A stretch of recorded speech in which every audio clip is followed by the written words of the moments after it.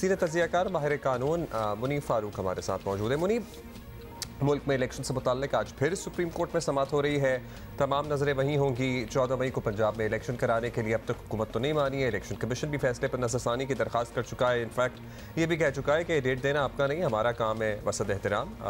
Chief justice और जज साहिबान को सुप्रीम कोर्ट को जो ख़त लिखा, तो आपके ख्याल में सुप्रीम कोर्ट की डायरेक्शन आज क्या हो सकती है? अदालती हुक्म से मुसलसल इनकार पर हुकूमत के लिए क्या हम कह सकते हैं कि आज से भाई मुश्किल दौर शुरू हो सकता है? ये यकीनी तौर पर हुकूमत के लिए एक मुश्किल वक्त है और हुकूमत ने अब तक तो बड़ी चालाकी से मामलात को आगे बढ़ाया है। वज़ीर-ए-आज़म ने, काबीना ने ख़ुद को इंसुलेट भी किया और ख़ुद कोई फ़ैसला नहीं दिया, पार्लियामान से फ़ैसला करवाया। गो के अदालत ने अपने एक हुक्म के अंदर ये लिखा कि इस एक्सरसाइज की ज़रूरत नहीं थी और 21 अरब रुपया कोई ऐसी रकम नहीं है, कोई ऐसी ख़तीर रकम नहीं है किसी भी रियासत के लिए कि वो आराम से जारी ना हो सके। लेकिन हुकूमत ने पार्लियामान को भी इस्तेमाल किया। काबीना ने इस हवाले से कोई फ़ैसला नहीं दिया, ना ही रिजेक्ट किया सुप्रीम कोर्ट के उस हुक्म को कि आप पैसे जारी करिए और पैसे दीजिए इलेक्शन कमीशन को। और लफ्ज़ पोस्ट फैक्टो अप्रूवल इस्तेमाल हुआ था। हुकूमत ने उसके ऊपर जारी करने से पहले वोटिंग करवाई और 2 दफ़ा करवाई और पार्लियामान ने उसे रिजेक्ट किया। ज़ाहिर बात है हुकूमत को इस हवाले से, जो कि हालात एक नई नौइयत के हैं, तल्ख हालात हैं, संगीन हालात हैं, तो हुकूमत को फेस करना पड़ सकता है और वज़ीर-ए-आज़म से भी जवाब तलबी हो सकती है कि जब अदालत का हुक्म था तो फिर आपने ये क्यों नहीं किया। लेकिन पार्लियामान का कुछ नहीं किया जा सकता। पार्लियामान ने अगर एक ग्रांट को टर्न डाउन कर दिया है तो फिर पार्लियामान के ख़िलाफ़ तो कुछ नहीं हो सकता। और जो रिकॉर्ड भी मांगा गया है अदालत की जानिब से मुख्तलिफ मामलात के ऊपर, उसके ऊपर भी झगड़ा ऑलरेडी पार्लियामान के अंदर शुरू हो गया है और तकारीर में भी बड़ी शोला बयानी है। लिहाजा हुकूमत के लिए तो एक मसला, एक प्रॉब्लम ये होगा और हुकूमत से बाज़पुर्स भी की जाएगी, सवाल भी पूछा जा सकता है, वज़ीर-ए-आज़म को तलब भी किया जा सकता है। लिहाजा इस हवाले से अदालत के पास आगे बढ़ने के लिए ऑप्शंस लिमिटेड हैं और बहुत सा वक्त गुजर चुका है। लिहाजा इंटरेस्टिंग होगा आज देखना कि अदालत इसको किस तरीके से देखती है। बिल्कुल, आज का दिन वैसे भी इंटरेस्टिंग होगा कि क्या बात होती है। अच्छा मुनीब, ये बताइएगा कि पीटीआई तो हुकूमत मुज़ाकरात की रिपोर्ट जमा करा चुकी है, 14 मई को इलेक्शन कराने के फैसले पर अमल कराने की दरख्वास्त भी कर चुकी है और ऑब्वियसली अभी आपको पता है कि थोड़ी देर पहले हुकूमत भी पीटीआई से मुज़ाकरात से मुतालिक अपनी रिपोर्ट उन्होंने जमा करा दी है सुप्रीम कोर्ट में। तो आपको लग रहा है कि अदालत फरीकैन को मुज़ाकरात से मामला हल करने का एक और मौका देगी या बहुत मौके हो गए और आज दो टोक फैसला आ सकता है? ये हम एक तो आपसे पूछ रहे हैं। और क्या वज़ीर-ए-आज़म समेत हुकूमती शख्सियात पर तौहीन अदालत की कार्रवाई के इम्कानात भी मौजूद हैं? देखिए, अदालत ने ये गुंजाइश तो पहले दे दी थी अपने आखिरी हुक्मनामे में भी। वो कि अदालत ने फरमाया है कि हमने डायरेक्शन नहीं दी थी, ना ही हदायत दी थी कि ये सियासी जमातों का काम है कि वो नेगोशिएट करें और डायलॉग करें।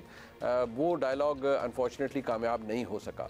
अब ऐसी सूरत हाल में जो इलेक्शन कमीशन को फंड्स भी नहीं जारी हुए और आज 5 तारीख है, तो 8-9 दिनों के अंदर तो इलेक्शंस के लिए तैयारी मुमकिन नहीं है कि ये एक नई नौइयत का हालात हैं। इसमें अदालत के पास ऑप्शंस दिन ब दिन कम होते जा रहे हैं।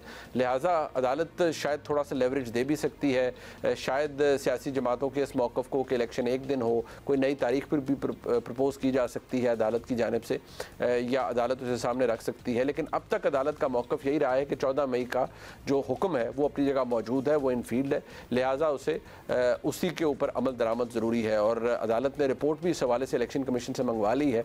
जैसे मैंने पहले अर्ज़ किया, वज़ीर-ए-आज़म और काबीना को ख़तरात तो लाहक हैं, लेकिन उनका ये कहना है कि हमने ऐसा कुछ नहीं किया जो कि तौहीन अदालत के ज़ुमरे में आए। जो किया वो पार्लियामान ने किया। लिहाजा देखना पड़ेगा कि आज अदालत किस तरह से प्रोसीड करती है। लेट्स सी, ये देखना पड़ेगा अदालत किस तरह से प्रोसीड करती है। अब लास्टली ये बताना चाहेंगे, आपसे जानना चाहेंगे कि कल सुप्रीम कोर्ट ने 27 अप्रैल की समाअत का हुक्मनामा भी जारी कर दिया, जिसमें वाज़ेह किया गया कि कल अदालत ने किसी जमात को मुज़ाकरात करने का नहीं कहा। अगर ऐसा ही है तो उस दिन समाअत रुकी क्यों रही? फिर ये हमें समझ में नहीं आ रहा। अदालत किस बात का इंतज़ार कर रही थी, ये भी अगर आप हमें समझा सकें तो। और साथ में ये भी बता दें कि हुक्मनामे में कहा गया कि 14 मई को इलेक्शन कराने का फैसला बरकरार है। हुकूमत तो किसी सूरत इलेक्शन पर आमादा नहीं है, इलेक्शन कमीशन भी हाथ खड़े कर चुका है। अब अदालत किसके ज़रिए अपने हुक्मनामे पर अमल कराएगी? देखिए, अदालत ने आर्टिकल 190 का पहले भी जिक्र किया था, गो कि मैं समझता हूँ कि उससे भी शायद अदालती हुक्म पर अमल दरामद मुमकिन नहीं होगा, क्योंकि आर्टिकल 190 के तहत अदालत किस रियासती इदारे को हुक्म देगी कि आप इलेक्शन करवाइए। जो डिफेंस कमेटी, डिफेंस मिनिस्ट्री है, वो अपना मौक़िफ़ मुसल्लह अफ़वाज का मौक़िफ़ पहले ही बयान कर चुकी है। और जो एक मामला था जिसमें अदालत ने गो कि ये कहा कि हमने डायरेक्ट नहीं किया, लेकिन अदालत ने स्पेस दी, समात रुकी रही, तो अदालत ने जो सियासी जो पॉलिटिकल डायलॉग था उसको अलाउ किया। और जाहिर बात है, अदालत के जो 20 अप्रैल का फैसला था उसके अंदर ये तहरीर भी किया गया कि मुख्तलिफ जमातों के जो रिप्रेजेंटेटिव्स थे वो वहाँ पर मौजूद थे और एक डायलॉग इनिशिएट किया गया। फिर अदालत ने बीच में वक्त दिया और वो वक्त भी एक्सरसाइज भी हुआ। तो यकीनी तौर पर अदालत ने मौका तो दिया, लेकिन मुझे नहीं लगता कि तनाज़ा इस तरह से हल होगा। और अगर अदालत ने अपने हुक्म पर अमल दरामद करने के लिए मामला किसी एक रियासती इदारे को भेजा, तो हमारे मुल्क में तारीख मौजूद है। सजाद अली शाह साहब ने इसी तरह से ख़त लिखा था फ़ौज को और उन्होंने डिफेंस मिनिस्ट्री को भिजवा दिया था वो ख़त अमल दरामद के लिए, लेकिन उसके बाद कुछ भी नहीं हुआ, ना ही कोई बात पुरस की गई कि वो अदालती फ़ैसला उस पर अमल दरामद क्यों नहीं हुआ था। लिहाजा आज भी ऐसे ही हालात हैं। कम अज़ कम ज़मीनी हक़ाइक़ तो ये कहते हैं कि इलेक्शन होना पंजाब के अंदर 14 तारीख को नामुमकिन नज़र आता है।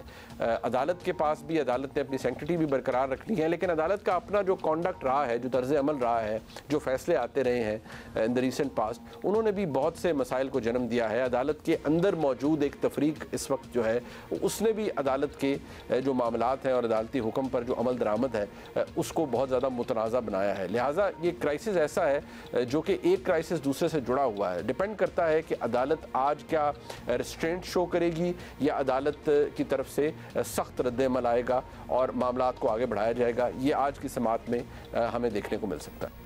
लेट्स सी क्या होता है आज की समात से मुताल्लिक़। हम अपडेटेड ऑब्वियसली अपने देखने वालों को, अपने सुनने वालों को रखेंगे। अभी आपको हमने ये भी बताया था ना कि नजम साकिब की जो ऑडियो लीक हुई थी जिसपे वो टिकटों की मुबैना खरीदो, इनफैक्ट पैसों से मुताल्लिक़ बात कर रहे थे, किसी को टिकट दिलाई थी,